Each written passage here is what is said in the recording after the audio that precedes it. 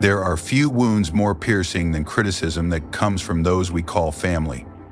The world outside can bruise us, but it is at home, around the people we trust most, that the sharpest words are often spoken. And when they come, they cut not just the ear, but the heart. Picture the moment. You sit at the dinner table, proud of the decision you've made, only to hear a relative laugh, dismissing your choice as foolish. The table falls silent for a second, and then the laughter echoes, louder than anything else in the room. You pretend to smile, but inside something collapses. Or imagine a spouse, tired and impatient, pointing at your flaws, not with care, but with anger. The words fall hard, and they are not forgotten. They repeat in your mind long after the argument ends, as if spoken again and again in the silence of the night. Then there is the parent who does not need words at all. A glance, a sigh, a quiet disapproval that hangs in the air. You want to ask what they mean, but you already know. Disappointment. That silence weighs more than shouting ever could. These are the moments where calm shatters, heat rises in the chest. The urge to answer back takes over. Every instinct screams to fight, to defend, to return the sting with sharper words. And sometimes we do, but once spoken, those words cannot be pulled back. What was once a single remark becomes a fracture that spreads wider each time it is remembered. Family is supposed to be shelter, yet it becomes the storm. The very people we look to for recognition turn into the ones who question our worth. Their judgment does not land like a passing comment from a stranger. It lands like a verdict on who we are. That is why it lingers, why it hurts so deeply. There is no easy escape. You cannot change the blood ties. You cannot walk away from every shared meal or household argument. And because the bond is permanent, so is the risk of being hurt again. The cycle repeats. Criticism, anger, regret. The pattern feels unbreakable. So here is the tension. How can one live among family, love them, stay close to them, and yet not be destroyed by their words? How can you remain steady when the very people who should support you instead strike with judgment? This is the heart of the problem. It is not a question of strangers, nor of passing encounters. It is a question of home, of blood, of bonds that cannot be severed. And it leads us to this central challenge. When the people closest to you criticize, how do you remain calm? Marcus Aurelius once faced voices that judged him, pressed him, demanded from him. What would he do if those voices were not senators or soldiers, but family? How would he endure their criticism without losing his composure? That is the question we must now turn to. When criticism strikes, our first instinct is to blame the one who spoke. If only they hadn't said that, we think, I wouldn't feel this way. But Marcus reminds us, the wound is not in the words themselves, but in how we judge them. Words pass through the air and vanish. It is our interpretation that lingers and wounds, shaping the turmoil that follows. The roots of our unrest lie in three places. First, attachment to approval. We crave validation, especially from family. Their recognition seems to confirm our worth. When they praise us, it feels like proof that we are on the right path. But when they withhold approval or strike us with criticism, it feels as though our very identity is under attack. This attachment is dangerous, for it ties our sense of value to forces beyond our control. Marcus would remind us that the measure of a life is not applause but virtue, not recognition but integrity. Second, the illusion of control. We imagine that with enough explanation, persuasion, or effort, we can shape how others see us. But their judgments belong to them, not to us. Their opinions are colored by their upbringing, their fears, and their limitations. To try to control how they speak or think is to command the wind.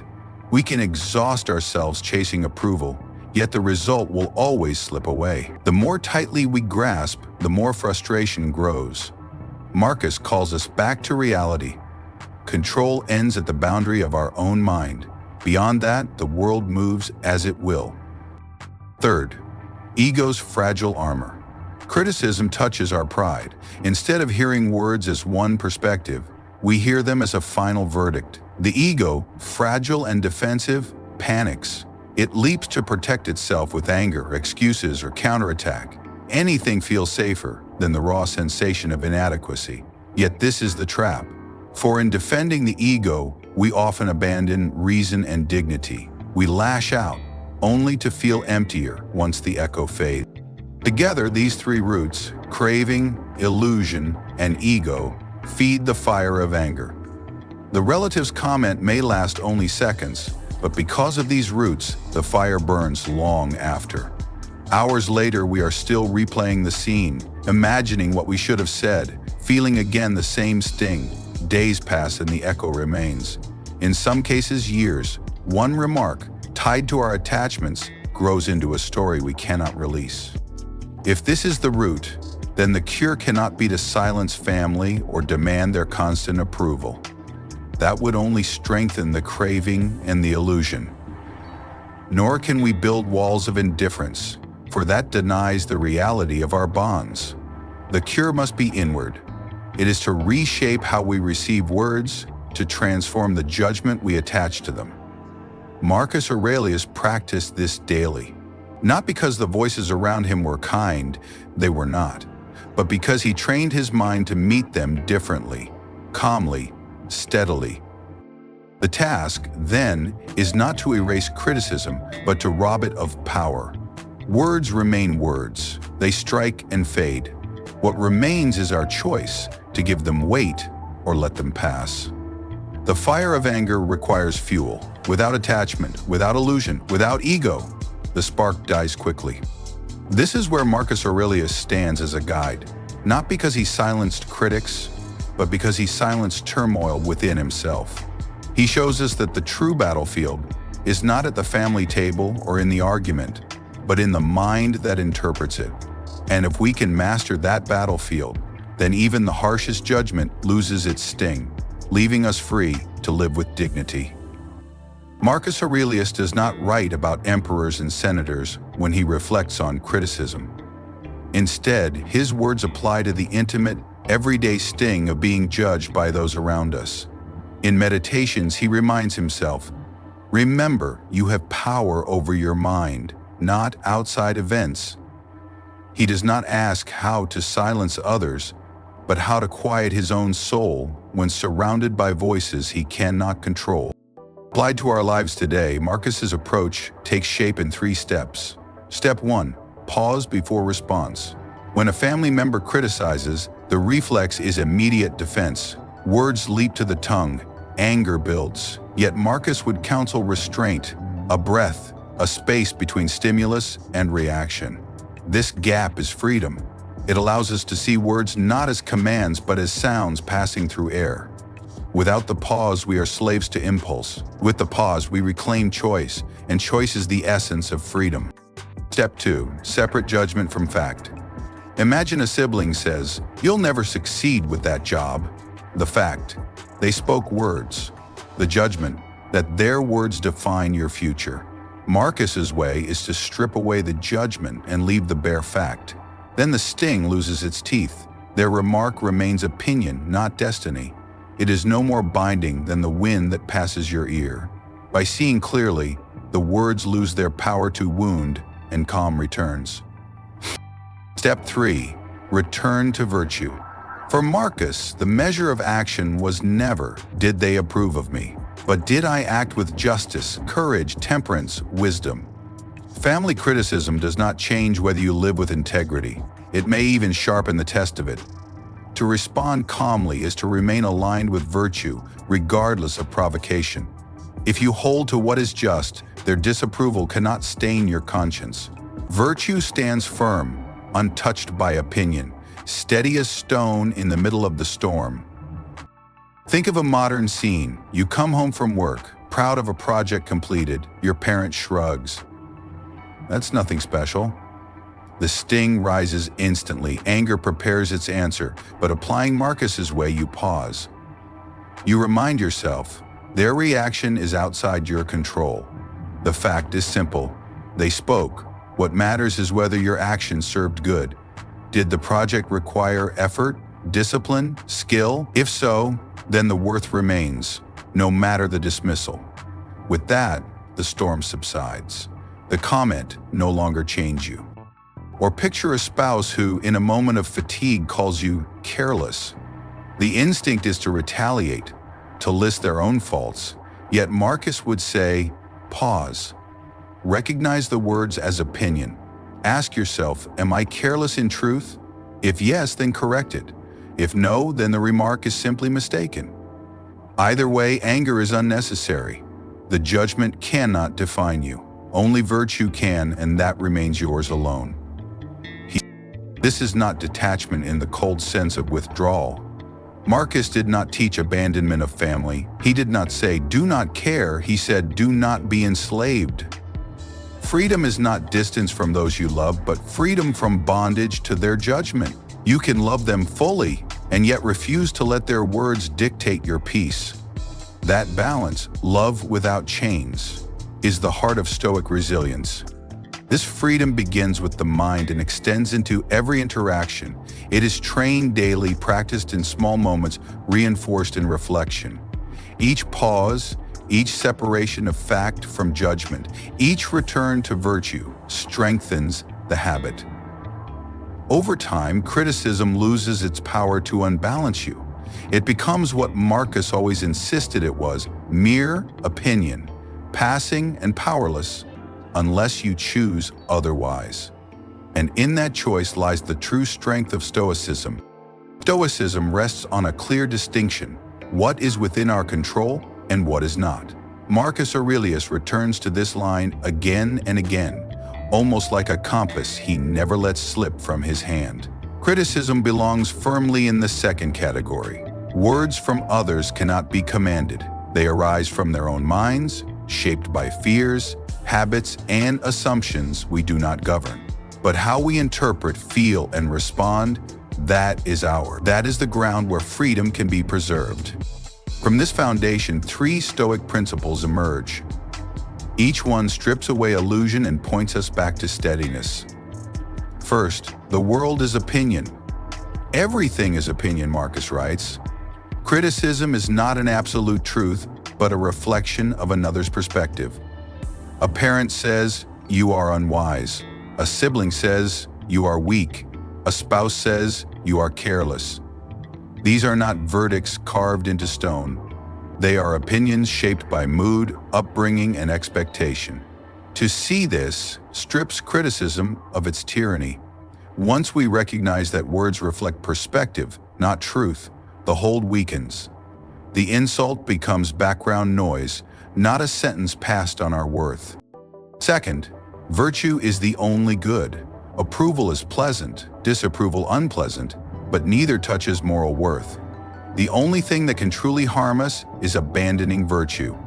Marcus insists that to respond with anger is a deeper wound than any insult could cause.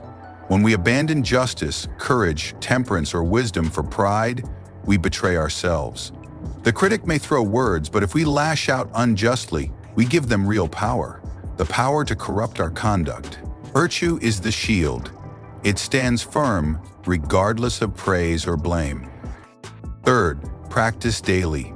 Stoicism is not a theory, but a discipline. Marcus wrote reminders each morning, training his mind to meet adversity with steadiness. He did not wait for peace to arrive, he prepared for conflict. We too must practice, through journaling, reflection, or mindful pauses, so that when criticism comes, calm is not forced but natural. A soldier drills before the battle. A Stoic trains before the insult. To expect hardship is to disarm it. To rehearse composure is to be ready when words strike. This perspective shifts the battlefield. No longer is the critic the enemy. The real struggle is within. The voices outside may be sharp, but the true contest lies in how we receive them. Victory is not silencing the critic. Victory is not proving them wrong. Victory is standing, unshaken, while the storm passes. In that arena, triumph is possible for anyone willing to practice. Consider how this shift transforms family life. If a parent says, "You have disappointed me," the old self rushes to anger or despair. But with Stoic training, the question changes. Did I act with integrity? If yes, then their disappointment is only opinion. If no, then I must correct myself. Either way, the focus remains inward, where change is possible.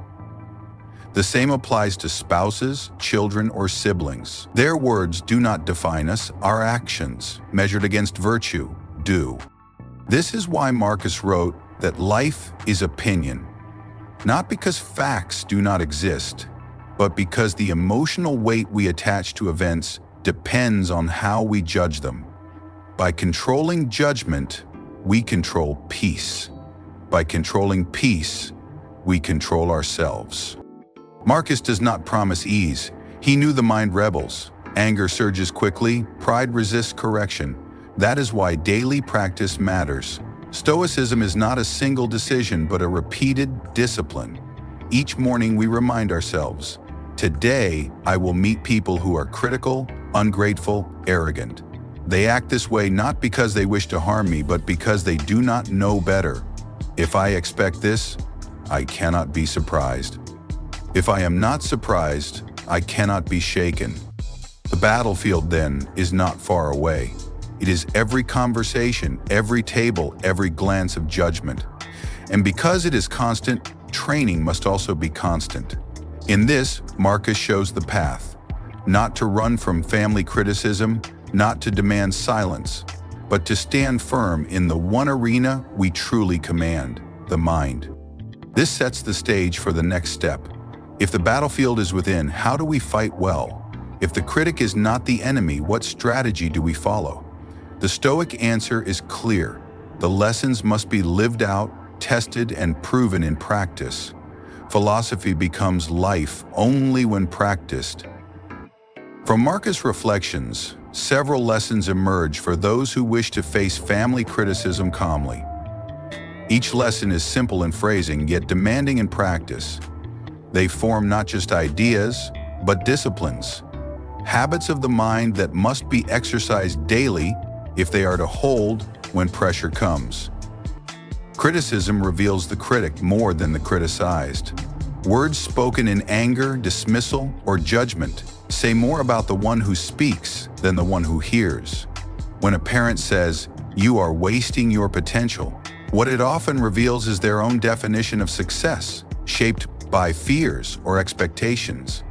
When a sibling mocks your choices, it may expose their insecurity more than your inadequacy. Marcus teaches us to look past the surface and ask, what does this criticism reveal about them, not me? This shift removes the sting. The insult is no longer a verdict on your worth, but a mirror of another's values. Silence can be strength. Not every remark deserves a reply. We feel compelled to answer, to correct, to defend. But silence often protects dignity better than words. Marcus warns against being dragged into battles that diminish the soul. To hold silence in the face of provocation is not weakness, but mastery of self. A calm silence, when chosen deliberately, is a statement stronger than any retort. It declares, "Your words cannot command me." Rehearse adversity. Marcus prepared his mind each morning for hardship. He expected that he would encounter the ungrateful, the arrogant, the fault-finders.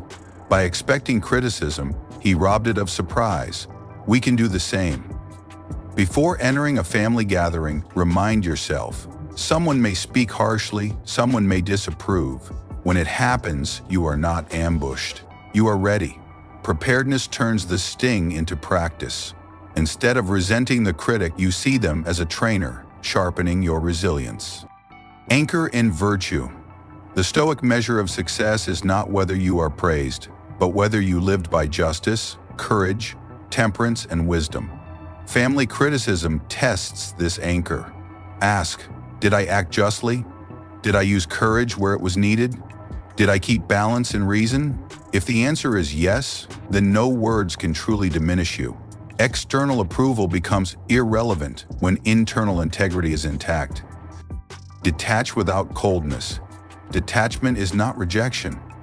Stoicism does not require cutting ties with family or becoming indifferent to them. It requires drawing a line between love and enslavement. You can love them fully, care for them deeply, and still refuse to let their opinions rule your peace. Marcus shows us this balance. Closeness without chains. The bond remains, but the power to disturb is taken back. These lessons are not easy. They cannot be memorized once and applied forever. They require repetition, correction, and practice. Each time you resist the impulse to snap back, you strengthen the muscle of calm. Each time you let a cutting remark pass without disturbance, you train your mind further. Over time, the response becomes natural. What was once effort becomes habit. Consider a family argument. In the past, one sharp remark would ignite hours of anger. With practice, the same remark now passes with little reaction. You still feel the first spark, but you'll let it die before it becomes flame. That is progress, even if imperfect. Stoicism is not about never feeling the sting, but about refusing to be ruled by it. Another lesson emerges here. Criticism is an opportunity. It tests your training. Each remark is a chance to practice patience, silence, virtue. If you meet it well, you grow stronger. If you fail, you learn where to improve. Either way, the critic unwittingly serves your growth. Their words become material for your discipline, just as weights are material for strength. This reframing is vital. Instead of seeing criticism as an attack, see it as training. The family member who mocks you is a teacher in disguise, giving you practice in self-mastery. Marcus did this daily. He transformed obstacles into exercises. The same can be done with criticism, and so the path becomes clear. To face family criticism calmly is not to hope it disappears. It is to train so that when it comes, and it will, you remain steady. The lessons Marcus leaves us are tools. They do not promise comfort, but they promise strength. And strength, when grounded in virtue, is greater than approval. Why does this matter now? Because family criticism is not rare. It is woven into daily life. Parents question careers. Spouses highlight flaws. Children grow and challenge. Each moment is a test of our steadiness. Every home becomes a place where words can either build or wound. And more often than we admit, they wound. Modern society multiplies this test. What was once confined to the living room now spills onto screens. Social media turns private judgments into public commentary. Opinions are louder, sharper, more constant. A single remark can be replayed thousands of times, liked or mocked by strangers. The pressure increases, the echo grows stronger. And yet, Marcus's path remains relevant. If we can face family, the closest circle, with calm, then facing the wider world becomes easier. Training begins at home, where criticism cuts deepest. In workplaces, online spaces, communities, the same rule applies. We cannot control others' judgments. Colleagues may dismiss contributions, managers may overlook effort, strangers online may mock without thought, but we can control our response. And in a world drowning in outrage, calm becomes not just personal survival but social medicine.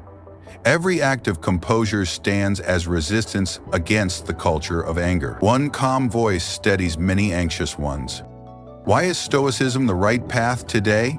Because it gives clarity where noise reigns. It reminds us that peace does not depend on others being kind, but on us being disciplined. It shows that dignity is not granted by family or society, but chosen within. The Stoic distinction between what is ours and what is not becomes a map for survival in a chaotic age. Think of how criticism spreads now. A parent questions your life choice. That echo multiplies when peers on social media do the same. The world feels like one long corridor of judgment. Without Stoicism, we react to each voice, tossed from anger to shame to despair. With Stoicism, the map remains clear. Opinions are outside, Judgment is inside, and virtue alone defines worth. This has practical consequences. A worker laid off faces not only the sting of losing income, but also the judgment of family who ask, "What will you do now?" Without discipline, shame takes root. With Stoic clarity, the worker can say, "I lost a job, not my integrity. The fact is real, but the judgment is mine to shape." Or think of a spouse who, in frustration, criticizes unfairly. Without practice, the remark festers. With Stoicism, it becomes an opportunity to test patience and return to virtue. Calm, then, is not passivity. It is strength. To remain steady under criticism is not to be numb, but to choose where power lies. Marcus reminds us that if peace depends on the world, it will never come. But if peace depends on reason and discipline, it is always within reach. This shift, from seeking kindness to seeking virtue, is what makes Stoicism timeless. And this is why Stoicism is more than philosophy. It is training. Journaling, reflection, daily reminders, all are tools. The critic outside becomes the test inside. Each insult is a weight for the muscle of composure. Each judgment is a fire in which patience is forged. Modern society, with its endless voices, only increases the opportunities for practice. The harder the times, the sharper the training. Why now? Because we live in an age where reaction rules. Outrage is rewarded.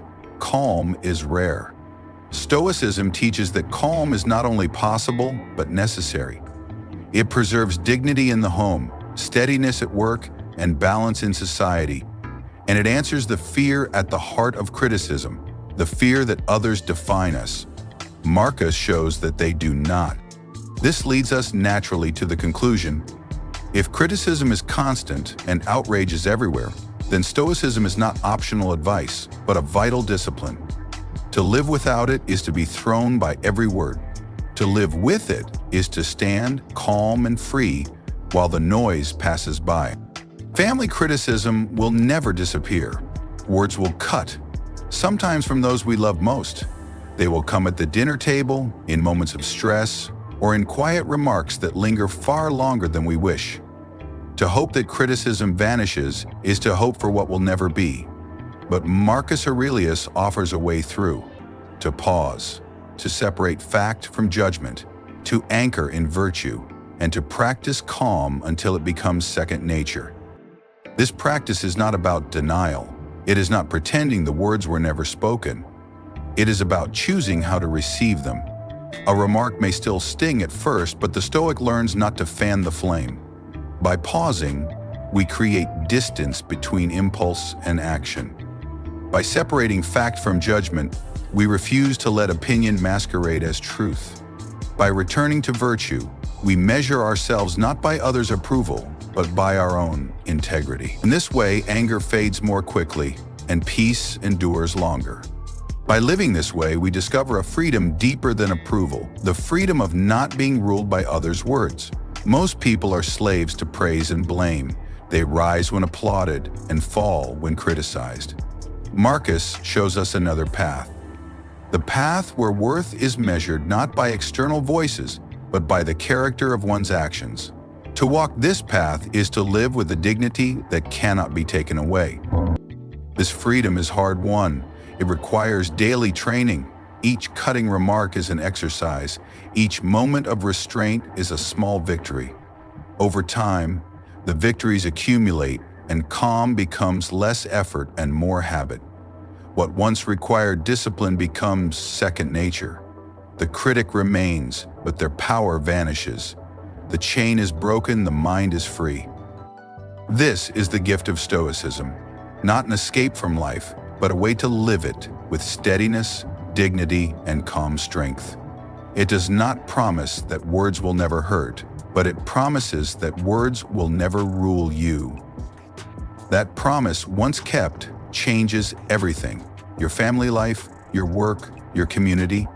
You become the steady one, the one who does not erupt when others do, the one who holds firm when others falter. And in a world of constant reaction, that steadiness is rare and valuable. If this reflection resonates, consider joining us here at Sophoria, where we explore ancient wisdom for modern struggle. This channel is a place to return to when the noise outside grows loud, when criticism feels overwhelming, when calm seems far away. Together we study, reflect, and practice, not in theory, but in the reality of daily life. Like this video and share it with someone who faces family criticism and needs a way to meet it without anger. Subscribe and ring the bell so you do not miss the next reflection. Each session is another chance to strengthen the mind, to train the habit to walk with greater steadiness. Sophoria is not just a channel, it is a community of practice. Here, we remind one another that peace is possible, not because the world is gentle, but because we can be disciplined. Here we remember with Marcus that calm is a choice, dignity is a practice, and freedom lies not in silence from others, but in strength within ourselves.